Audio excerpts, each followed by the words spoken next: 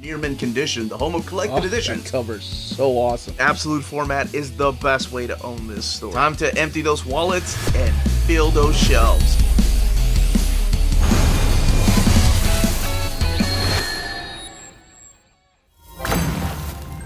It is Tuesday, all you mentees. That means it's time to take a look at the latest collected editions from Marvel Comics. We're going to be looking at the week of November 4th and 11th. So let's go ahead and get started.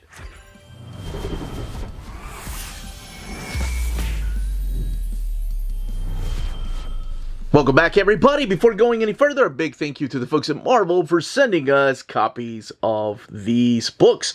All of these books have already come out, depending on where you get your books, on November 4th or 5th, or on November 11th or 12th. I guess coming out November 11th or 12th.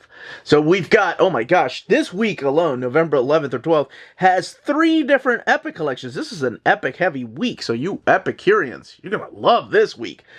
We have an ongoing series, a mini-series that will lead into a new ongoing series, and a couple of ongoing series and a new ongoing series as well. And the start of a brand new Epic line. So let's actually go ahead and start, but as always, in the description of the video, I do leave timestamps in case you want to jump around a few titles, or you just want to see one title, or put me on mute for the ones that you want to see the art but don't want to know anything about. And then, man, this is gonna be hard because I get to pick one book for my pick of the week. I guess it would be weeks. Yeah, let's find out what that is together, because I don't know either. The best there is at what he does, and what he does is continue an ongoing series with this volume 2 here by Saladin Ahmed, Call of the Adamantine, sure. Wolverine, Call of the Adamantine. And on the left-hand side, you'll have a little recap as to what happened previously, so spoilers going forward for what happened before, and some of the things that are happening through this particular issues that are collected in here. Saladin Ahmed, and you have Martin Coccolo coming back as the penciler with Javier Pina, so 2 very talented artists there. Coloring by Brian Valenza. And then you have this little backup story for issue number 8 called On Rollo, and that is written and drawn, all of it, by Daniel Warren Johnson, with Mike Spicer doing the colors there, and lettering by Corey Petit. This book collects Wolverine 6 through 12. It has 192 pages and retails for $24.99. Previously, we've had this being, this place of darkness, or maybe some demonic force that has been trying to gather and manipulate and really take over the bodies of anybody that has had adamantium in their bones. Wolverine also made a friend with this kid right here. Yes, the Wendigo is a kid named Leonard, and it seems like Laura's taken a liking to him a little bit, and so has Nightcrawler. So the people that the Adamantine, or Adamantine, whatever made-up word, however you want to pronounce it, has taken over are characters that have actually carried adamantium in their bodies. So he's taken over Cyber and Lady Deathstrike, and even the Constrictor. If you remember, he had the adamantium tentacles.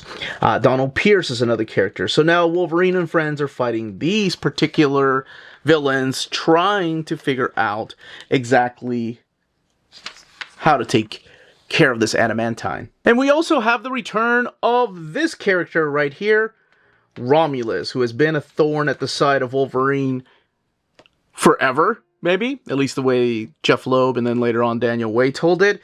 It's a character that has been around since the Roman Empire, and yes, has apparently been manipulating and pulling a lot of the strings. But is he truly the one behind the adamantine? I will let you find out for yourself. Now, in issue number 8, we do have this backup story after the fight with very annoying X-Men villain. This right here, A Tale of Wolverine, all set in feudal Japan, and it's called Onryo. And it is all by Daniel Warren Johnson. You probably know of the variant cover for this issue that went for a lot of money, apparently. I remember my wife trying to find one when we were at Heroes Con. The next story arc that is in here is a reunion of sorts. Wolverine gets a letter it's addressed to James Howlett, and that's a name he doesn't really use. Not a lot of people know that name, because everybody knows him as Logan. But who is this person that is referring to him as James Howlett, and what does it have to do with the reunion? And is Sabretooth truly back, especially after the whole Sabretooth War? Well, I will let you find out for yourself. Let's look in the back here at some extras. Man, that is a very bloody... Oh, Stephen Platt, that one's cool. Actually, not gonna lie, that was pretty cool too. It's just his adamantium bones, David Baldeón. I love that the extras have absolutely nothing to do with the ongoing story. Although we do have this one here, Simone Bianchi and Daniel Warren Johnson's actually do. Color Me Humiliated.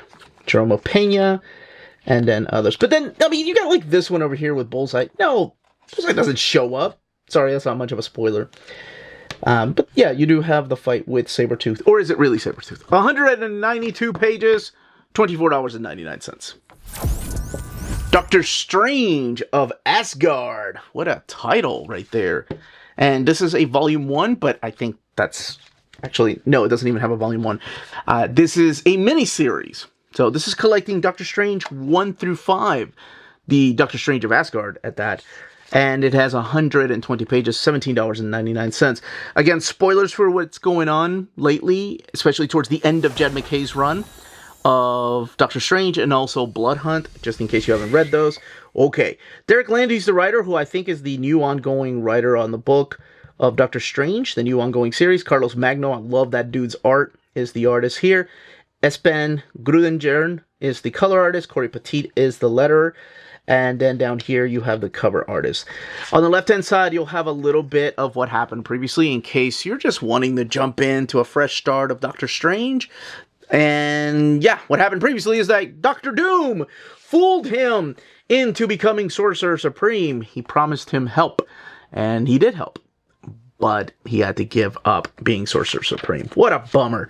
So, man, that's an understatement. So this leaves Stephen Strange in a bit of an odd place. He's going through an identity crisis and doesn't really fit in on Earth anymore. I mean, he still has Clea, he still has all these things that are attaching him, but he feels like he's completely helpless. So he goes to the one place that he hasn't really traveled to a lot, and that is, of course, Asgard. And in Asgard, he is asking the help of Thor. And Thor is like, okay, how about this? You know, you go get trained under our sorcerer that we have, I believe is Hulda, and we will see what you are taught. So as he is being taught, or as he goes to sort of his new master, the master of sorcery here in Asgard, so this whole story, after of course making a deal with Loki, is nothing but a murder mystery as to who killed her. Is it really Loki?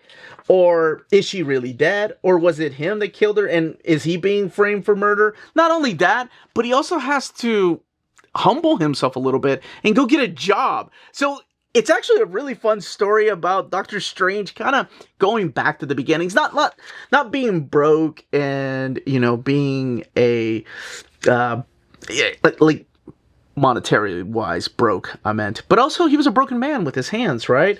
And losing the job as a surgeon. But here it's kind of like going back to those basics of like being broken from magic. So he has to figure out exactly what to do and who to trust again. And how can you trust the God of Mischief? Come on, Doctor Strange! But he goes to Asgard to become its Sorcerer Supreme, and now he's not only trying to solve a murder, but he's covering it up so that no one gets upset. Particularly that someone named Thor. So Doctor Strange has to go and find a killer and get a job while still trying to learn some Asgardian magic. This was a lot of fun. I didn't expect it to be that kind of a little bit tongue-in-cheek, but it does take itself seriously too. Plus the artwork is just stellar. This is 120 pages, $17.99. And I hope the new series has that kind of same tone too. And the back, we do have the variant covers. Not the only Doctor Strange book I'm going to be talking about this round, but that is Doctor Strange of Asgard. Jedi Knights, Guardians of the Republic. This is volume 1 of a new series. A few months ago, I asked my viewers, you all, how Marvel was going to handle the eras after they were done wrapping up the Dr. Aphra and Bounty Hunters, Star Wars, and Darth Vader. And a lot of you said that they were going to be focusing on different times of the Star Wars era. So this particular one is written by Mark Guggenheim. Maridep Muzabekov is the artist, and Luis Guerrero is the color artist, with Clayton Cowles doing the lettering. And this is collecting issues 1 through 5 of this new ongoing series, and it has 136 pages and retails for $17.99. How we're kicking it off, it's set in the prequel era. It begins with characters that you're probably familiar with if you've seen the movies, like Mace Windu and Master Yoda, but also some newer characters that were added here. Some characters that you'll see later on that were in miniseries, like the Han Solo and Chewbacca miniseries. Also characters that you may have had a toy of if you grew up with the first episodes 1, 2, and 3 and just thought, hey, that's a cool looking character. But this, I almost said Disney, George Lucas didn't really do anything with, because, you know, we only have 3 movies. We got to focus on our main cast. We don't have time to focus on Vecna Mooncrest and what was the other one's name here? Is it Ki-Adi Mundi, I think? Those Jedi Knights. But it all takes place in the Serix Prime system. And this is where the Jedis are there to defend the planet against an invasion from this other planet named Vakura. And there's also secret missions that they're going on. And it's that first, I guess it's episode 1 era, episodes 1, 2, and 3, sorry, the prequel era of Star Wars. So if you're a fan of that, they've gone back to that, which I find really interesting, because we have another title that is set in the episodes 7, 8, and 9, and post episodes 9. I thought that was really interesting that they're doing just different eras of Star Wars instead of focusing on just one. I really thought, oh, they're just going to focus on one era and tell stories, kind of like they've been doing for a while. But no, this time around, they're doing a little bit different. There's a story here that features the character Phaedra. I think it's in the next story arc in here. Yeah, right here, the Phaedra Gambit. That features that guy right there named Jango Fett. Phaedra is a character that appeared in the Han Solo and Chewbacca series. But what she ends up doing here is stealing money from none other than Jabba the Hutt. And now you've got a bunch of characters like Aura Zing and Sam Wizell and Bane Millar coming after her because, you know, nobody steals from Jabba. So that's where the characters of the Jedi Knights get involved. And also appearances by Jango Fett. So if you really like that era of Star Wars, episodes 1, 2, and 3, then you probably end up really liking the stories in here. Because a lot of these characters, unfortunately, ended up dying. Some of them behind, off screen, rather. And as you even get some Wookiees in there. In the back, you do have some variant covers. And again, this book has a total of 136 pages and retails for $17.99. Ultimate X-Men by Peach Momoko, Volume 3, The Realm of the Mind. Collecting Ultimate X-Men 13 through 18. I shouldn't have to say it, but just in case, spoilers for what happened previously, because this is not the best place to jump in and start reading Ultimate X-Men. I can guarantee you will be confused if this is your first book. Peach Momoko is the writer-artist. Zach Davison is the script adaptationist. Is that even a word? Travis Lanham is your letterer. And then you have the editors here. So this book is set in its own world. It's set in its own universe. It's set in the new Ultimate Universe. I just did an overview of the Ultimate Invasion box set.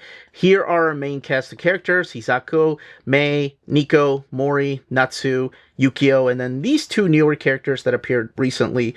Well, Shinobu's been there for a while. And Meister. The children of the Atom Leader. And Shadow King. Now, some of the characters are easy to tell, right? Like who they're supposed to be. Yukio has been a character in the 616 universe. Storm, of course. Armor has been a character.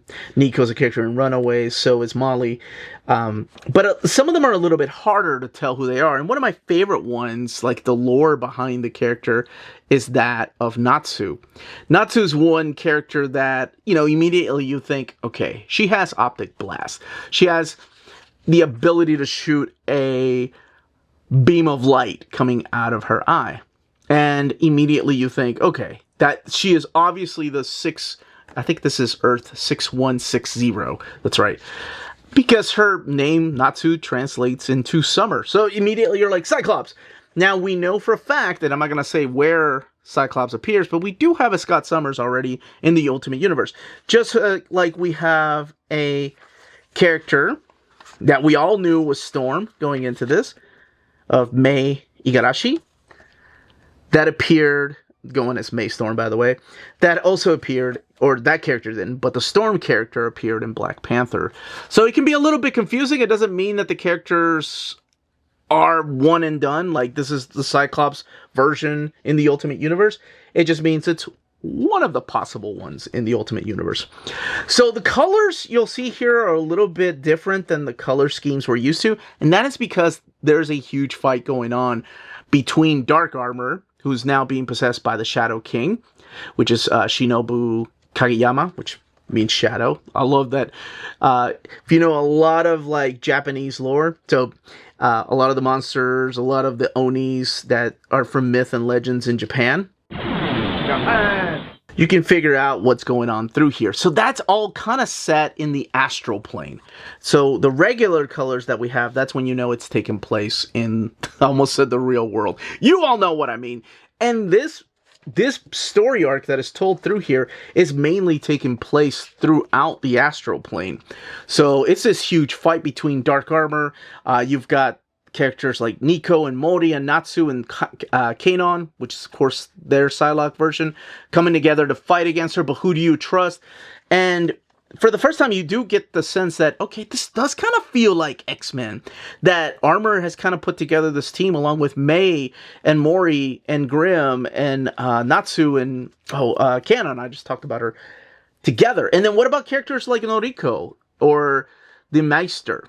Or who is this mysterious Akihito that has been there with the Children of the Atom that looks a lot like Wolverine? Is he somebody named Logan? And if so, what's the deal with Ultimate Wolverine? This one here, again, feels like a horror manga, and I love it. It's a big fight for Armor's soul in the astral plane, and now it's up to these kids to try to stop this Shadow King and this Meister. And what does the Children of the Atom cult want? Exactly. In the back, you'll have the different Onis and character designs and concept sketches for the astral forms, and then variant covers, too.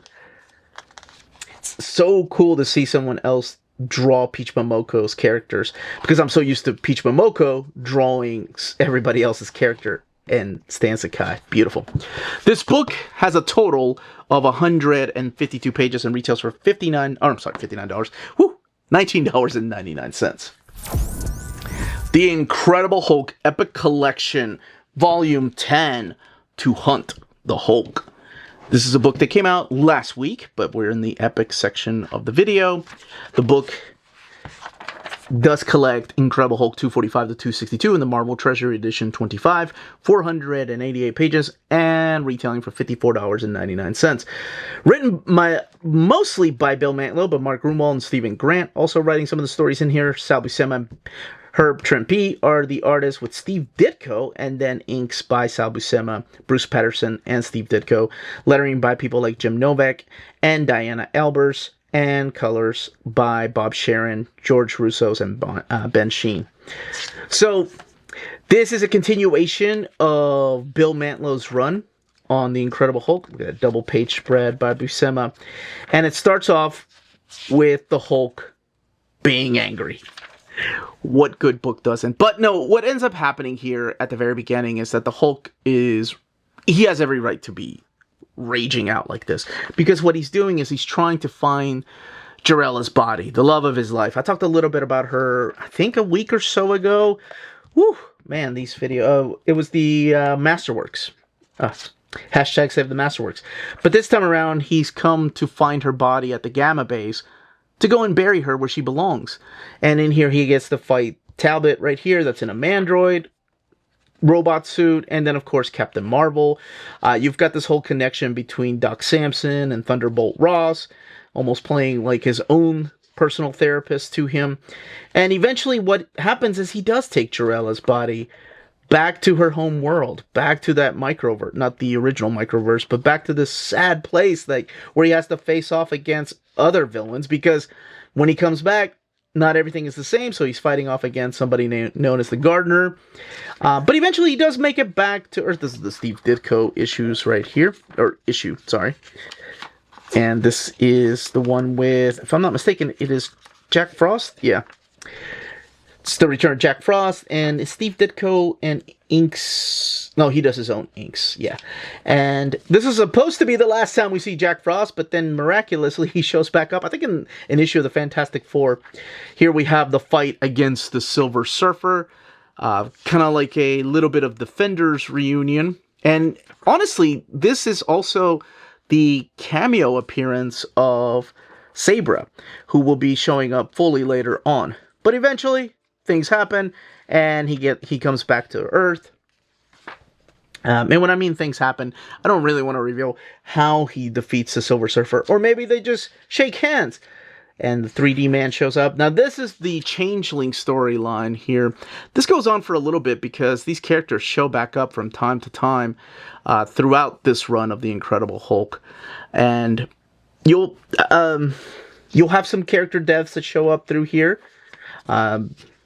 And you'll have Fred Sloan, friend of the supporting cast, show up through here. But yeah, these are the type of characters that you'll be seeing. And again, a majority of the stuff is written by Bill Mantlo and drawn by Sal Buscema.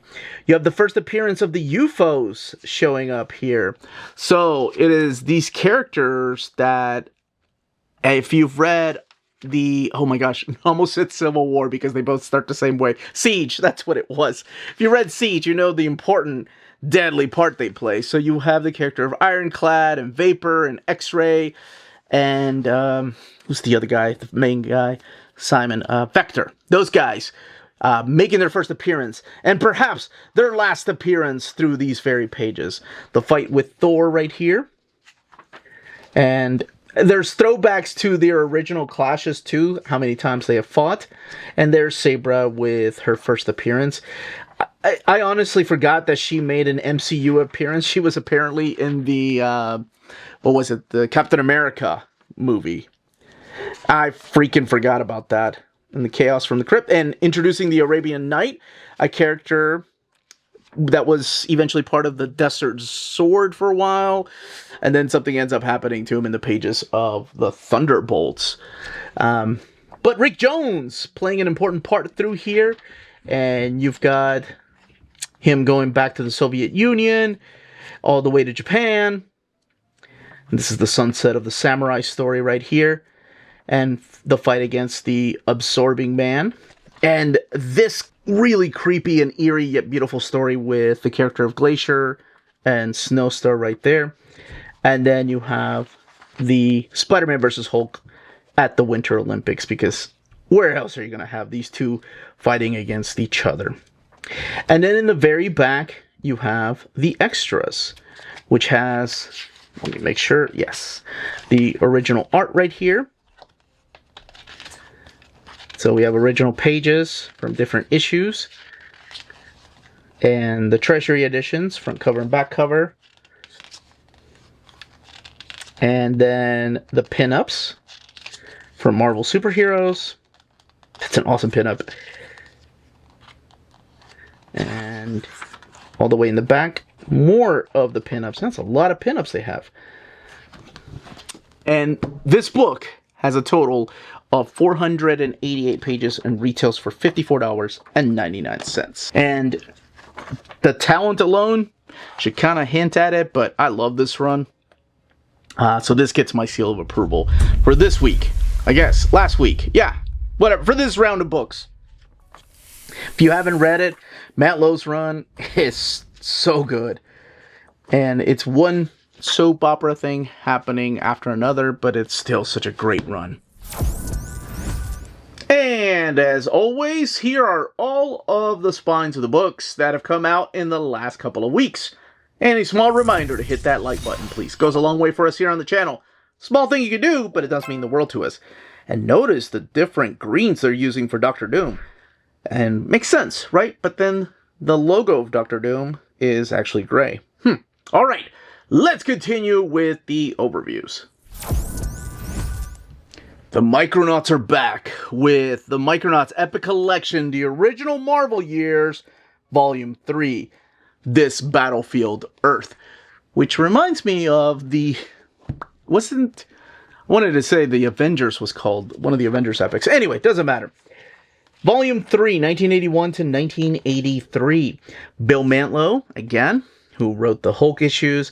This time around with Gil Kane and Butch Guice, Keith Giffen, Steve Ditko, my gosh, John Garcia and Hawkins, and your inkers like Danny Bulanati and Gil Kane, Al Milgrom, Carl Potts, Jack Abel, lettering by Jim Novak, and Diana Albers, to name a few. Bob Sharon, Don Warfield, and Christy Shelley are your colorists. And again, that same star design that we have up here for the Epic Collection, we have there the pattern and what's collected and when it came out originally. And the map of Homeworld, of course. And this is very important because you'll be seeing a lot of these places throughout this very volume. Collected in here is Micronauts 36, all the way to issue number 50, 488 pages, and $54.99. So with issue number 6, we see the Micronauts badly, or I guess, they're back on Earth, and they're ending up fighting off against the Death Squad. And then the next issue is one of my personal favorite ones, and you can probably guess why that is.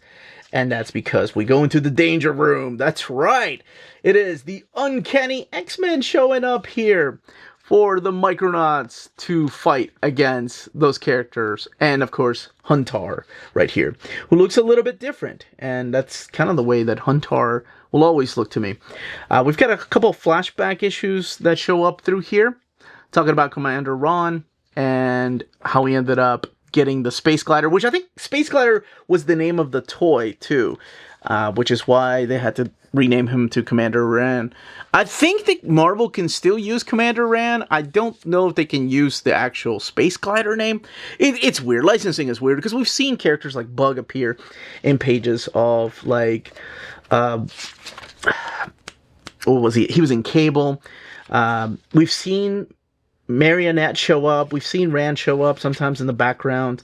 And Guardians of the Galaxy had Bug for a long time. But Acroyer and who else? Microtron, Biotron, and a couple of the other characters they can't use. I think they can use Devil, if I'm not mistaken, Prisspheroid. But yeah, it's whatever the toys were, of course, like Baron Karza, that they can't use in their own books. Licensing, man, it's so weird. Anyway, back to the Micronauts with issue number 40. This is the Micronauts fighting against the Antrons. And this is all taking place in the Fantastic Four building, so you get to see cameos in here from some Fantastic Four members. And then full-blown appearances there. We'll also see Doctor Doom showing up and fighting the Micronauts in the very same issue. Or was it really Doom to begin with? And we'll have the return of Dr. Nemesis fighting the Wasp, who is teaming up with the Micronauts through these pages. And a lot of these pages, you know, by Gil Kane. Home again, jiggity jig. And the team is separated. You'll have characters like Marionette, Acroyer, and Bug trying to return back to the Microverse. And a lot of traveling to Earth in this volume. Like, you'll see S.H.I.E.L.D. showing up through here from time to time.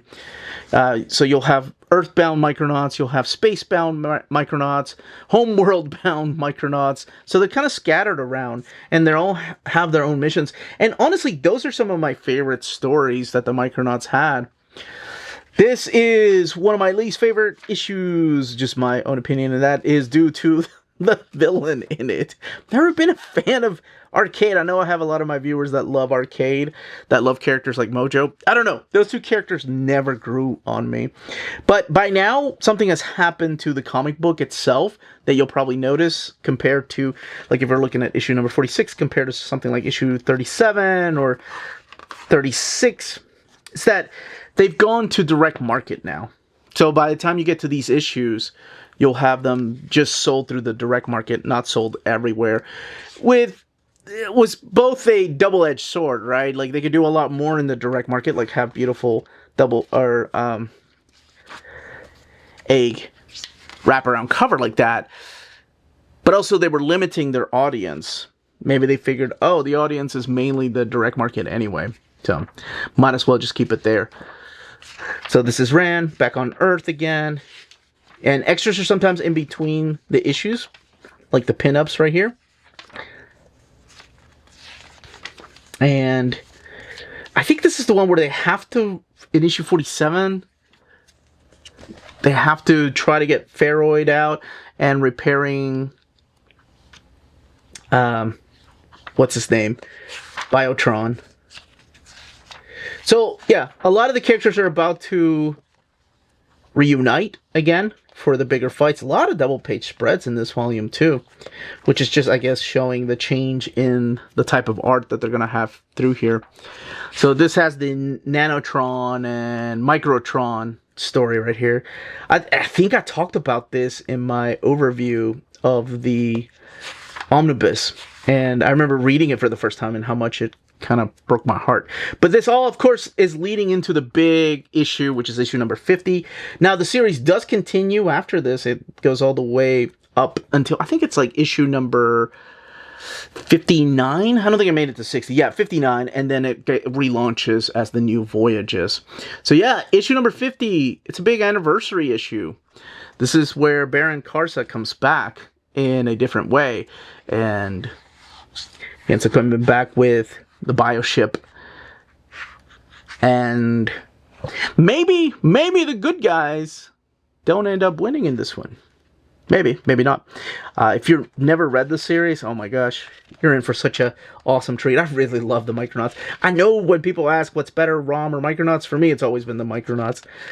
In the back you do have some original art. There's a lot of stuff in here by Gil Kane, including covers.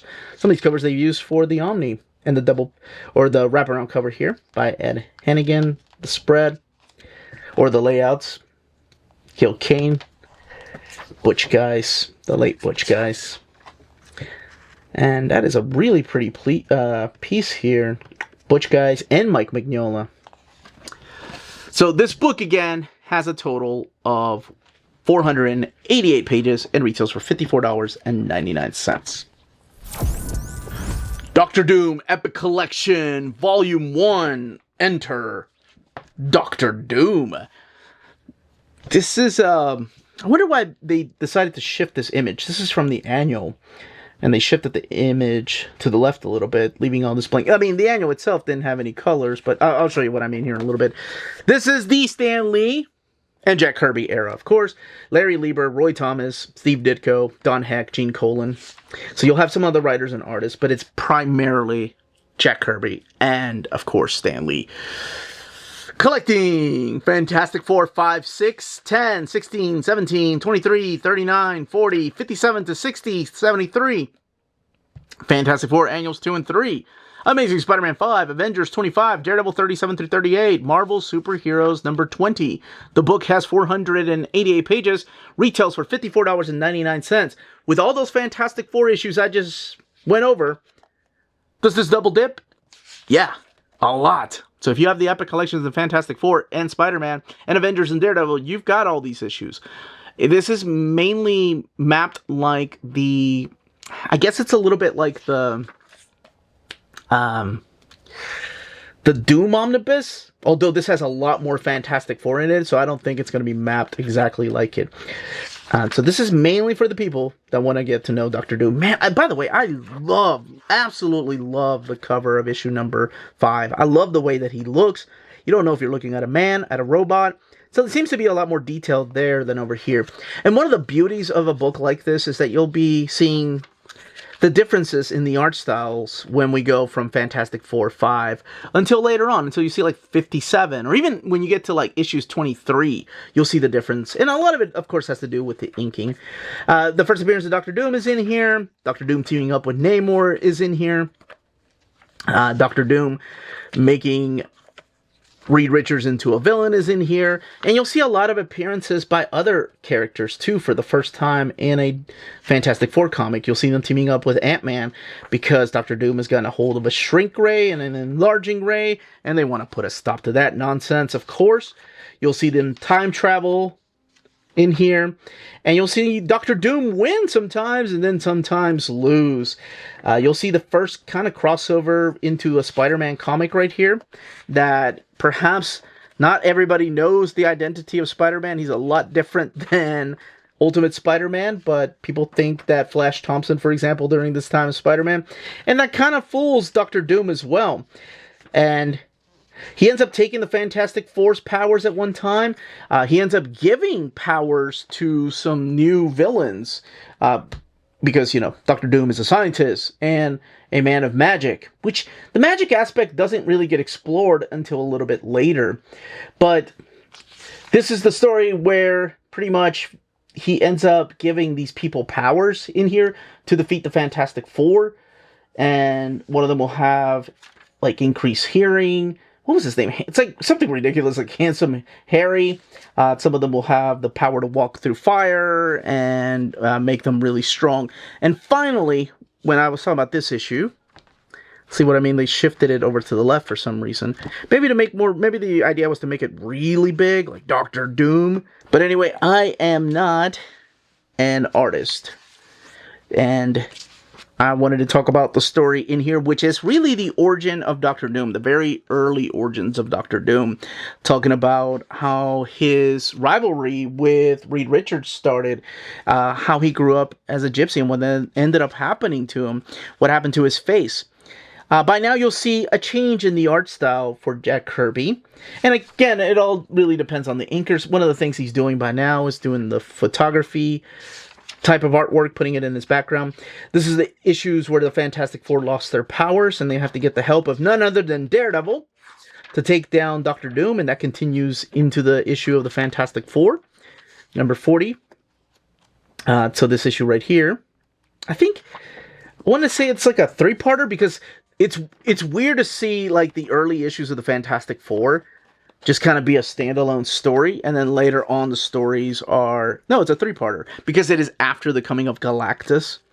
This is the fight, again, with the Avengers, and the wedding special through here. One of the great things that they did collect in here is kind of like the last... I just wanted to talk about this right here. Yeah, I love this issue, too, with Daredevil. Probably has a lot to do with the Gene Colan artwork too, where he's fighting against Dr. Doom and they switch bodies. But one of the cool things, or I think one of the greatest things that is collected in here is this right here. I kind of wish they had used that as the cover. The Marvel Superheroes 20, This Man, This Demon, which is kind of another flashback origin story of Dr. Doom and introduces us to another very important character in his past, and that is the character of Valeria through here. So Valeria was kidnapped by Diablo, who's using her as a hostage against Doom. And then he has a flashback of kind of like where their love first started. And, you know, she's a character that kind of comes and goes through the eras of the Fantastic Four. And, of course, making one of the most impactful returns in the pages of Mark Waid's Fantastic Four. And then in the back, we do have some house ads right here. And Fantastic Four pinups. And, of course, original art. And reprints, because there's been plenty of those. It's an awesome reprint cover right there by Ron Franz. Salvador La Roca, Masterworks, Mighty Marvel Masterworks, the Omnibus right here. And this does have more issues than the Omnibus did at the very beginning, so I'm assuming this will be a little more thorough collections, especially when we get to the Volume 2, the Latveria book, the facsimile edition. And that is the very first Doctor Doom Epic Collection. 488 pages, $54.99. Last but certainly not least is the latest, and I want to say the last Doctor Strange Epic Collection. This is volume 12, Strangers Among Us, because we already have volume 13 wrapping up the era of Doctor Strange that I like to call the Marvel Knights / Vertigo era. I think a lot of us do. Doctor Strange, Strangers Among Us, and over here, David Quinn, Dan Abnett, Tom Brevoort, and Mike Kantarovic, and pencilers like Mel Ruby, Max Douglas, John Hickson, Mark Buckingham, and Peter Gross coming in. Inkers like Fred Harper, Kyle Hotz, colors like Mike Worley and Mary Severin, and letters like Pat Broso and Gail Beckett and others. Kicking it off with this very, man, like, that, this is very, very now, I'll just say that. Doctor Doom, Sorcerer Supreme, interesting issue. So this is issue 62. This is collecting issue 62 to 75 of Doctor Strange, Sorcerer Supreme, as well as the annual number 4 and the Midnight Suns number 6. I'm going to say this era of Doctor Strange is probably the most experimental era, not just in colors, not just in art, but the way the stories are done, and also the type of stories that are going to be told through here. Because right before this era, something big happened in Doctor Strange. So the first issue in here, I'm just going to go ahead and say spoilers for what happened previously, because I do have to talk about this character and another character. This is the issue where Doctor Doom and Strange fight over ownership of the Oculus. So this Ouroboros that he had at the very beginning and on the cover, Doctor Strange wants it, and so does Doctor Doom. And finally, you get to find out why Doctor Doom was so easily defeated. Now, as you read through here, and this is not, I do not recommend this as your first Doctor Strange issue, you will see that Doctor Strange is trapped in a weird place. And what's happening is that his personality, or his strangeness, if you will, has kind of separated into two parts. The guy with the mask that you saw earlier on that I wish they had used for the cover, because I really think he's so badass in 90s, is Strange. After the big fight that took place right before this, when they were fighting against Sarathos, because right now it is part of the Midnight Suns, so you'll see the Midnight Suns brand, then you'll see like, I think it was like the Marvel Knights brand, but what happens is that Doctor Strange, after assisting the Midnight Suns to defeat Sarathos, kind of splits into two, and I don't want to reveal why, because that can be found in volume 11, but he has Strange, which is this creature, and I'll explain a little bit more about him in a second. And after fighting Salome, who you'll see a lot through here, Doctor Strange also splits into Vincent Stevens. So it's like, it's while Doctor Strange is kind of recovering and he retreats himself into a pocket dimension, he dispatches, without him knowing at first, two different types of constructs, magical constructs at that. One being Strange, that creature that we see here, or this guy that's kind of like Doctor Strange, kind of like a dark side of, edgier side of Doctor Strange, and the other one being this guy right here, who's kind of like a businessman going by the name of Vincent Strange. And Vincent, of course, is named after Dr. Stephen Strange, because Vincent is Doctor Strange's middle name, and of course, you know, Stevens. So take on Steven. You can put that together. But these two constructs have separated from him and kind of become their own people, and they refuse to rejoin with him. So the book, for the most part, is about how he is dealing with both of them, kind of going out there, and he's stuck in this pocket dimension. So it's about getting him out there and coming back. Now, when he does come back is where you'll get like the hipster part of Doctor Strange. Everything that you're going to see through here has been collected in the omnibus format already. I think it's in Omnibus Volume 3, if I'm not mistaken. But for the first time, it is available in the Epic format. Clea tries to go and help out. I love how she tries to help out through here, as both of these, again, magical constructs refuse to join back up with him. There's a fight against Polaris between Strange. There's a fight with the Hulk, and this is when the character of Strange takes over the Hulk's body and Bruce Banner, and then Rick Jones gets involved. But eventually, there's a big fight that happens with Salome. She comes back. Sister, what is her name? Sister Nil. All these characters come back and help out Stephen Strange. To get him back into his proper body. And I'm not going to reveal exactly how that is done, but by the time you get to the end of issue 75, Mark Buckingham taking over the book with Peter Gross on art, you'll see a different type of Strange. And that's what leads into the next era of Doctor Strange, where he's got the sunglasses and he's got the trench coat. And then just a few extras in the back. An interview with David Quinn. And Doctor's notes. And that is Doctor Strange Epic Collection Volume 12, Strangers Among Us. 472 pages, $54.99. And that, as they say, is that. If you're interested in purchasing any of these books, don't forget to check out our sponsor, cheapgraphicnovels.com, your online home for graphic novels and collected editions up to 50% off cover price. They have excellent shipping and prompt and helpful service. Check out their bargain deals for up to 90% off cover price. And don't forget that CGN also takes pre-orders. That way you don't miss out on the hottest releases. And they are currently running a special promotion for you Minties. If you're a first-time customer, after receiving your order confirmation email, reply back to that email and let them know Near Mint Condition sent you their way. They will then apply a free shipping promotional credit to your next order in the US. Cheap Graphic Novels, your source for the hottest books with the kind of deep discount, quality shipping, and customer service that will keep you coming back for more. And that was the content and page count of each of these books. In the comments down below, let me know which series you are picking up, which ones you're hoping will get a oversized hardcover treatment, and which series would you like to see in a modern era epic collection. How will they map Doctor Strange? What will be the very first modern era epic collection of Doctor Strange? That is the question. But that is it, everybody. Thank you for watching. Smash that like button on the way out. Everyone stay healthy and safe out there. Much love.